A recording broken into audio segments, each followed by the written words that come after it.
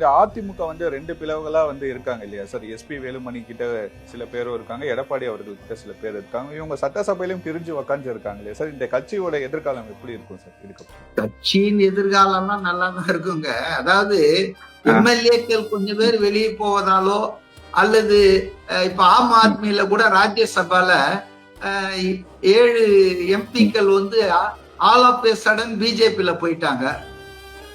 அதனால வந்து அந்த கட்சி இல்லாமல் போய்விடுமா? அப்படி இல்ல, கட்சி என்பது இருக்குங்க. ஆனா கட்சியின் செல்வாக்கு, வீச்சு, அதனுடைய இம்பாக்ட் என்பது அரசியல்ல குறையும் பிளவு காரணமா. ஆனா கட்சி யார்கிட்ட இருக்கும் சார்? 2 பிரிவுகளா இருக்காங்க இல்லையா சார்? அதாவதுங்க, சட்டசபைக்கு உள்ள நிச்சயமா அந்த கட்சி வந்து வேலுமணி, சி.வி. சண்முகம் அவங்க குரூப் கிட்ட தான் இருக்கும்.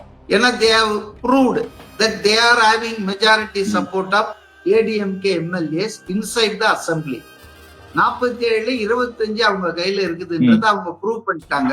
சோ நேச்சுரலி சபாநாயகர் என்ன பண்ணுவாரு, யார் அதிகப்படியான பெரும்பான்மை எம்எல்ஏக்களை கொண்டு இருக்கிறாங்களோ அவங்களதான் குழு தலைவர், அந்த கட்சியின் குழு தலைவராக அவர் சொல்ற ஆளதான் கொறடா இப்படி எல்லாம் நியமிப்பாங்க.